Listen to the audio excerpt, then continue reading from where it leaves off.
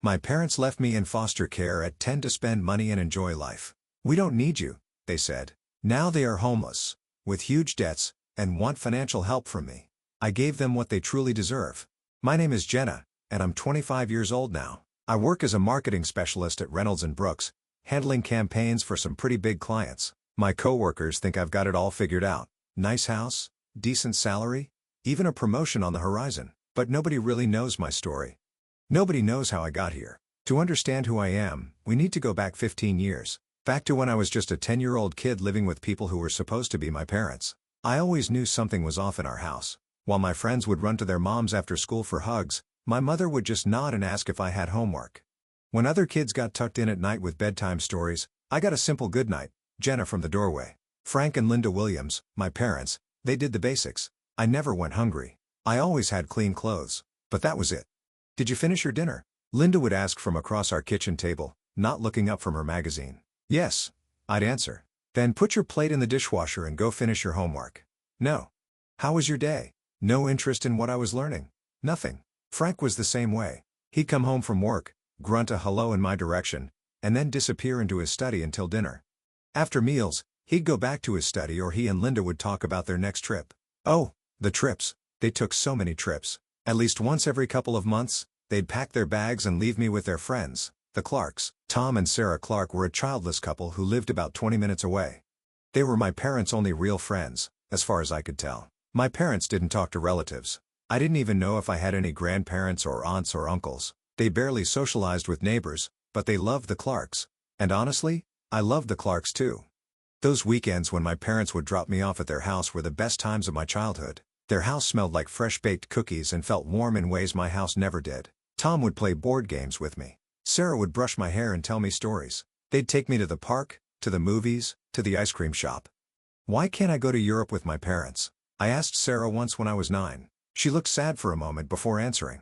Your parents, they just like to travel a certain way. Adult way.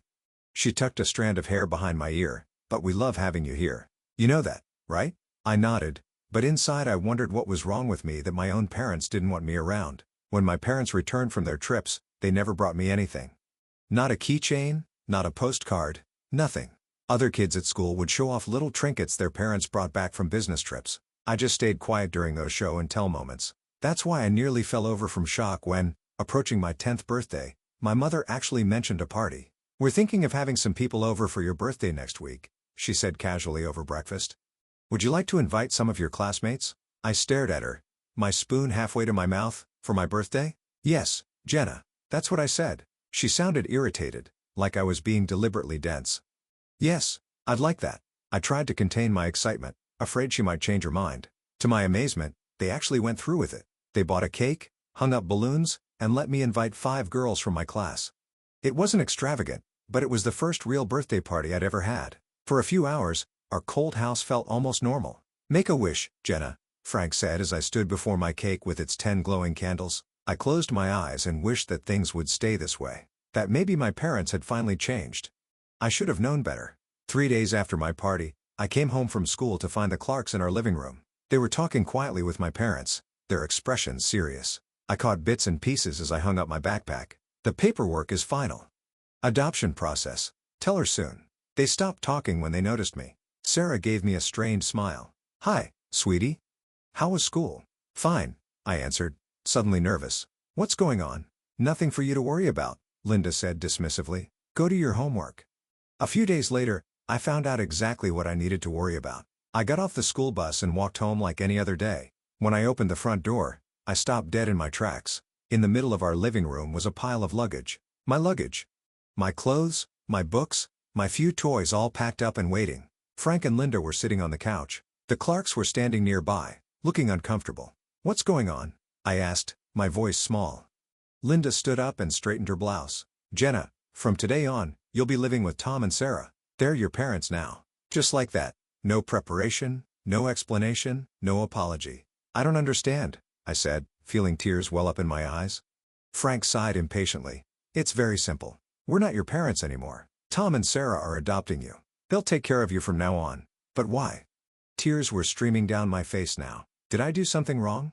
Oh, for goodness sake, Linda grimaced. The tears aren't going to change anything. It's time for you to go. And that was it. 10 years of cold parenting culminating in complete abandonment. Tom put his arm around my shoulders while Sarah picked up some of my bags. I sobbed as I was guided out to their car. I didn't look back at the house. I didn't want to see if Frank and Linda were watching me leave or if they'd already moved on with their lives. Tom and Sarah's house felt different that night. I'd been there dozens of times before, but never knowing it would be my permanent home. Sarah showed me to the guest room, my room now, where they'd already set up some of my things. She gently closed the door, giving me space to process everything that had happened. Later that evening, Sarah knocked softly and brought me a mug of hot chocolate. She sat beside me on the bed, not pushing me to talk, just being there. Eventually, I found my voice. Why didn't they want me? Sarah took a deep breath. She explained as gently as she could that Frank and Linda had decided to sell their house and use the money for investments and traveling. They'd been planning this for a while, she said. It wasn't my fault. I didn't understand everything about investments or why adults would choose money over their own child, but one thing was crystal clear. I hadn't been part of their plans for the future. Will you leave me too? I asked, voicing my deepest fear. Tom, who had been standing in the doorway, came in and sat on my other side. They both wrapped their arms around me in a way Frank and Linda never had. Never, Tom said firmly. You're our daughter now, Jenna. We've always wanted you. It was the first time in my life I felt truly wanted, truly safe. The transition wasn't seamless, of course. I had nightmares. I'd wake up confused about where I was. I struggled with trust. But day by day, I began to understand what having real parents was like. Sarah came to my parent-teacher conferences and beamed with pride when my teachers praised my work. Tom taught me to ride a bike properly and cheered louder than anyone when I finally managed without training wheels. They helped me with homework, kissed my scrapes when I fell, and hugged me every single day, sometimes multiple times. When summer came around, they took me on vacation with them to the beach. I built sandcastles with Tom and collected seashells with Sarah. We took family photos that they proudly displayed on their mantle. I was included in everything, never an afterthought. About 3 months after moving in with the Clarks, I rode my bike to my old neighborhood. I'm not sure what drew me there. Closure, perhaps, or just morbid curiosity. The house looked different already. A new family had moved in. I could see children playing in what used to be our backyard. There was a basketball hoop in the driveway that Frank would have never allowed. Standing there on the sidewalk, watching strangers inhabit my former home, I realized something important. Frank and Linda really were gone. They had sold the house, just as Sarah had explained. They had erased all evidence of their life here, including me, and moved on. Surprisingly, it didn't hurt as much as I thought it would. Something hardened inside me that day. I decided I was done loving people who didn't love me back. The Williamses weren't my parents anymore, not in any way that mattered. I had real parents now. That night at dinner, I called Sarah Mom for the first time. Her eyes filled with tears, but she smiled so widely it must have hurt her cheeks. I called Tom Dad right after, and he had to excuse himself from the table for a minute to compose himself. When he came back, his eyes were red, but he looked happier than I'd ever seen him. High school came with its own challenges, but I had a solid foundation at home. I made friends, joined clubs, and worked hard in my classes. Tom and Sarah encouraged me every step of the way. When college acceptance letters started coming in, I got a partial scholarship to Westfield State in the neighboring state. It wasn't Ivy League, but it had a good marketing program, and it was close enough that I could visit home regularly. The scholarship wouldn't cover everything, but Tom and Sarah never hesitated. We've been saving for your education since the day you came to live with us, Mom told me, showing me their special college fund account. I worked part-time jobs throughout college, waitressing, campus bookstore, tutoring freshmen, so I could have my own spending money. I never wanted to be a financial burden. With my first real paycheck, I bought Mom a silver bracelet and Dad a nice watch. They both cried when they opened the gifts. After graduation, I landed a job at a marketing firm in the same state as my college. It wasn't my dream job, but it was a foot in the door. I got an apartment with a college friend and started building my adult life. Every other weekend, I'd drive home to visit Mom and Dad. We'd have Sunday dinners, and I'd help Dad in the garden or go shopping with Mom. Life settled into a comfortable rhythm. I got promoted after my first year. I dated a little, though nothing serious. I called my parents at least twice a week, just to chat. I was happy. And then, when I was 25, everything changed again. It was a Tuesday when I got the call. I was at work, preparing a presentation for a client, when my phone rang with an unknown number. Normally, I might have let it go to voicemail, but something made me answer. "Is this Jenna Clark?" a formal voice asked. I confirmed it was me. "This is Officer Ramirez from the Riverside Police Department. I'm afraid there's been an accident." The world seemed to stop spinning as I listened to him explain. A truck driver had fallen asleep at the wheel. He'd crossed the center line. Mom and Dad had been driving home from their weekly grocery trip. They died instantly, the officer assured me, as if that would somehow make it better. I don't remember much about the rest of that day. I know my boss drove me home when I couldn't stop shaking. I know I packed a bag. I know I drove the 3 hours back to my hometown in a fog of disbelief. The house, their house, was exactly as they'd left it that morning. Mail on the counter. Half-finished crossword puzzle on the coffee table. 2 coffee mugs in the sink. They were gone, just like that. The only people who had ever truly loved me. The next few days passed in a blur of funeral arrangements and paperwork. I moved through it all like a robot, checking tasks off a list. Choose a casket, select funeral flowers, write an obituary, call their friends. Each decision felt impossible, yet somehow I made them all. The funeral was well attended. Mom and Dad had been loved in the community. Their neighbors, colleagues, and friends from church filled the chapel. Everyone told me how sorry they were, how wonderful Tom and Sarah had been, how proud they were of me. I nodded and thanked them automatically, their words washing over me without sinking in. After the service, a man in a gray suit approached me. He introduced himself as Robert Kendall, Mom and Dad's attorney. He asked if I could meet him at his office the following day to discuss their will. I agreed without much thought. It seemed like just another task on my endless list. Mr. Kendall's office was small but tidy, with law books lining the walls and certificates displayed behind his desk. He offered me tea, which I declined. I just wanted to get this over with. Your parents were very organized people, he began, opening a folder. They updated their will regularly, most recently just last year.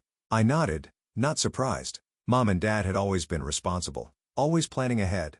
They left everything to you, Jenna. The house is fully paid off, and there's a substantial savings account as well, approximately $700,000. The number struck me like a physical blow. $700,000? I had no idea they had saved so much. They were quite frugal, Mr. Kendall explained, seeming to read my thoughts. And they made some smart investments over the years. They wanted to make sure you'd be taken care of. Even in death, they were still looking out for me. The realization brought fresh tears to my eyes.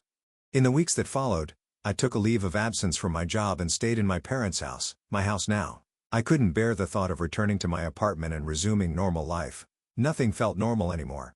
How could it, when the 2 people who had given me everything were gone? I spent my day sorting through their belongings.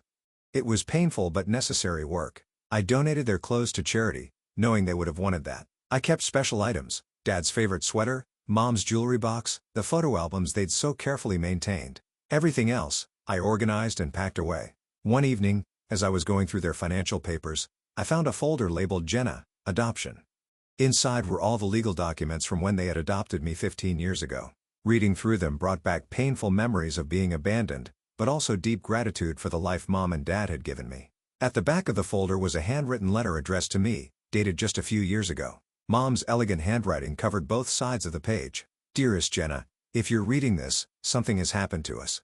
We want you to know that adopting you was the greatest joy of our lives. We had tried for years to have a child of our own before we met you, but it wasn't meant to be. When your biological parents approached us about adopting you, we couldn't believe our luck. Though the circumstances were difficult, you were the answer to our prayers. You made us a family.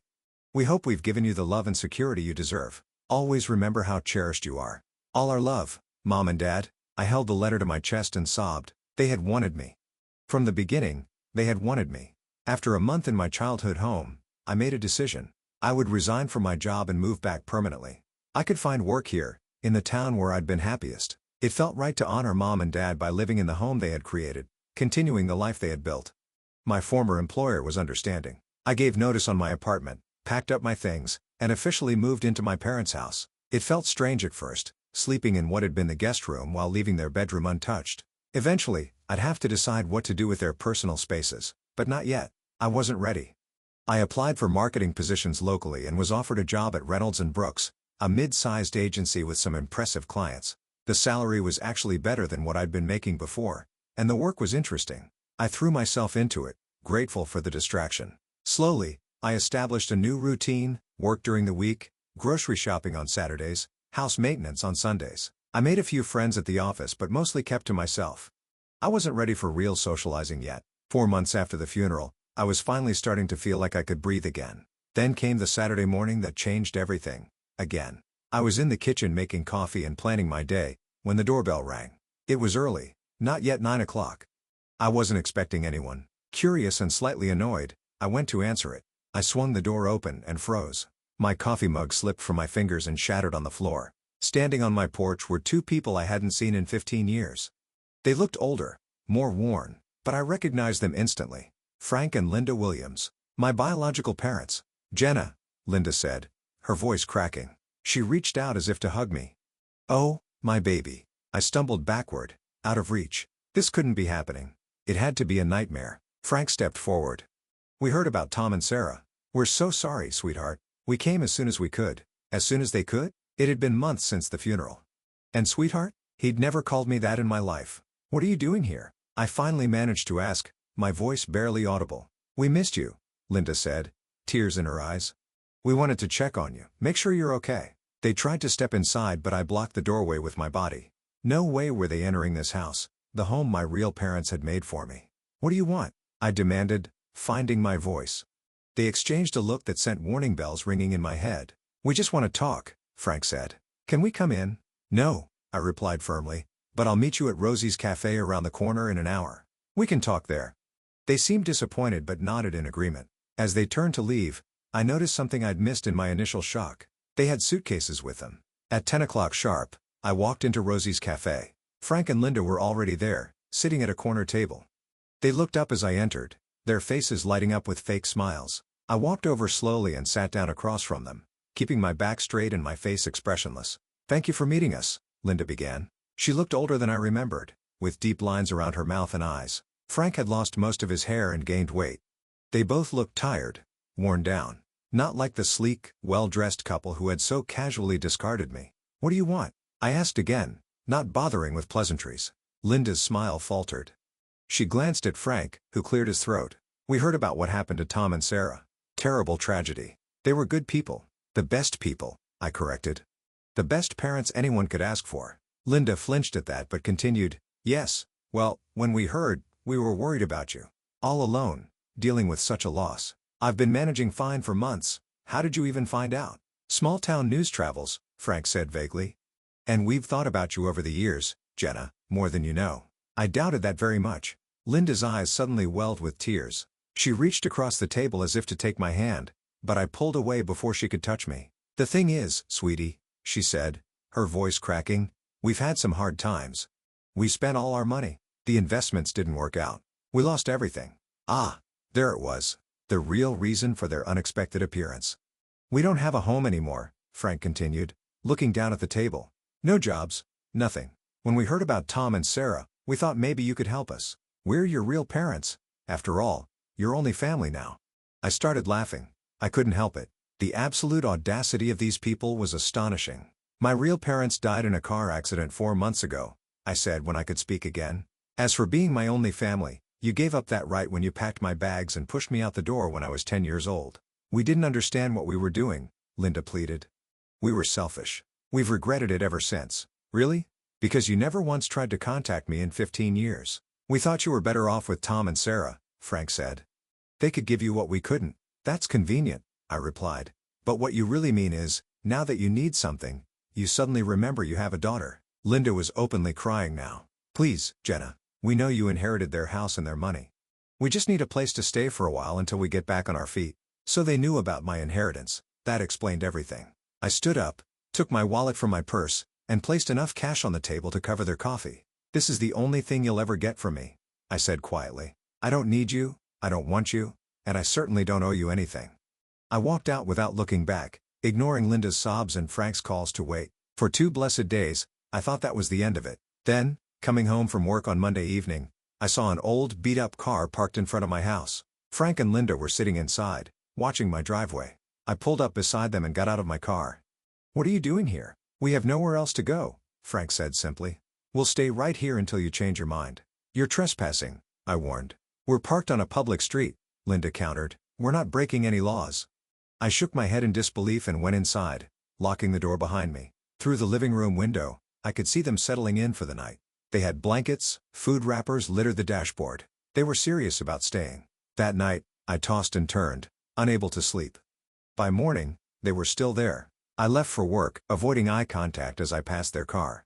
When I returned that evening and found them still parked in the same spot, something inside me snapped. I went inside, picked up my phone, and called the police. There's a suspicious vehicle parked outside my house, I told the dispatcher. The occupants have been there for days, watching my property. I'm concerned for my safety. 20 minutes later, a police cruiser pulled up. I watched from the window as two officers approached Frank and Linda's car. There was a heated discussion. I saw Linda pointing at my house, becoming increasingly agitated. Frank was shouting something. I opened my front door and stepped onto the porch. One of the officers walked over to me. "Ma'am, these individuals claim to be your parents." "My parents died 4 months ago in a car accident," I replied calmly. "I've never seen these people before." Linda screamed from the car. "She's lying. I'm her mother." "Tell them, Jenna." The officer looked at me questioningly. "My name is Jenna Clark," I said firmly. "My parents were Tom and Sarah Clark. These people are strangers, and they've been stalking me." The officers returned to Frank and Linda, their demeanor now more stern. After another heated exchange, Frank started the car. The officers stood watching as they slowly drove away. I never saw them again after that night. Sometimes I wonder what happened to them, whether they found somewhere to go, whether they had any money left. But the wondering is brief and without emotion. The people who truly loved me, who chose me and wanted me and built their lives around me, they're gone now. But they left me with so much more than a house and savings. They gave me love, they gave me strength, they showed me what family really means. I've kept their home exactly as they would have wanted it. I'm building my career, making my own way. And someday, I hope to create my own family, one built on the love and lessons Tom and Sarah taught me.